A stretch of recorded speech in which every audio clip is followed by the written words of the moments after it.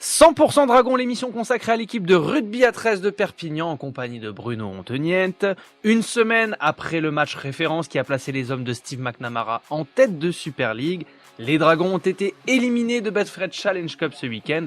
Bruno, est-ce que les Dragons se seraient pas fait piéger en prenant un peu les Giants à la légère ? Alors, on a posé la question forcément aux joueurs et à l'entraîneur Steve McNamara. Ils s'en défendent tous.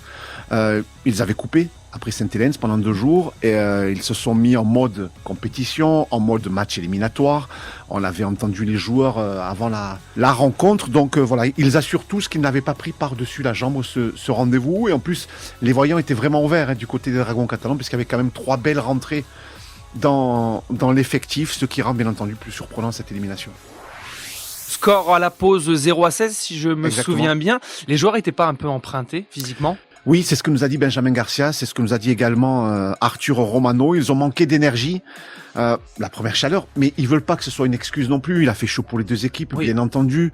Mais voilà, dans ce sport qui est le rugby à 13, dès que voilà les ingrédients sont pas mis d'entrée au niveau de l'envie, vous perdez des ballons, vous commencez à défendre, et puis à force de défendre, on est emprunté. Et puis petit à petit, l'équipe baisse pavillon. Mais voilà, ce qui a fait râler un petit peu les supporters, c'est le manque de rébellion, le manque de révolte de cette équipe. Mais si forcément les joueurs manquaient d'énergie et étaient empruntés, ils n'étaient pas en capacité physique de répondre et de revenir vraiment dans le match. Parce que comme vous le dites, il n'y avait que 16-0 à la mi-temps. On a vu des renversements de situation se produire en beaucoup moins de temps qu'en 40 minutes. Alors, grosse désillusion, comment on se remet la tête à l'endroit ? Oui, c'est une grosse claque, parce qu'il y a des joueurs qui rêvaient d'aller à Wembley, il y a des joueurs qui vont quitter le club, il y a des garçons qui n'avaient pas participé à la finale de 2018, et les Dragons n'étaient qu'à 80 minutes d'une demi-finale.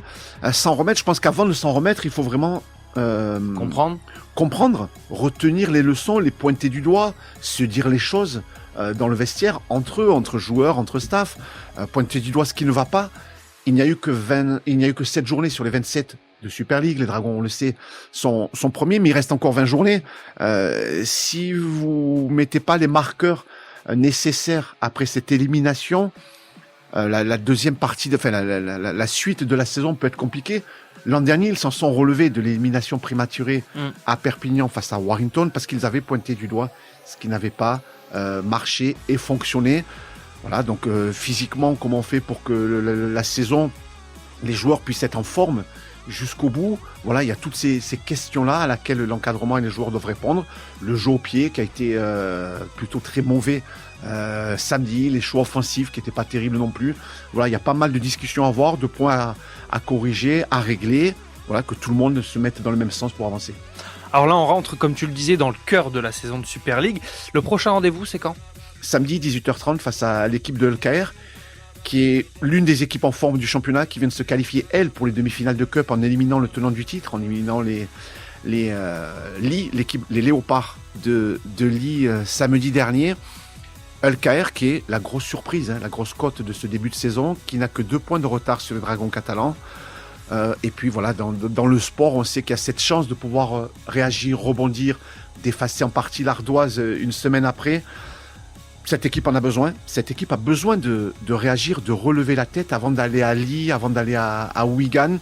Donc victoire impérative avec la manière, s'il vous plaît, samedi soir. Ça passe par de la récupération déjà en début de semaine, la récupération physique ? Oui, récupération, alors dimanche et ce lundi, analyse vidéo mardi pour remettre tout le monde dans le sens. Alors les joueurs l'ont dit, il n'y a pas de crise à avoir, on n'est pas devenu nul du jour au lendemain, nous sommes toujours premiers, mais il n'y a que 2 points d'avance sur un groupe de 4-5 équipes, donc ça peut aller très très vite. Vous perdez 3 matchs et vous pouvez vous retrouver 8e.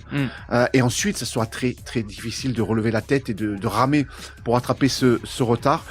Il y a une invincibilité à Perpignan à conserver en championnat.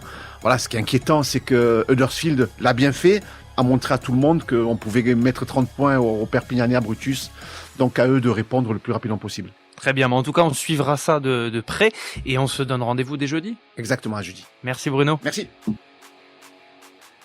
Retrouvez cette émission et toutes nos productions sur Radio Indep et en podcast sur l'indépendant.fr, nos réseaux sociaux et votre plateforme de streaming favorite.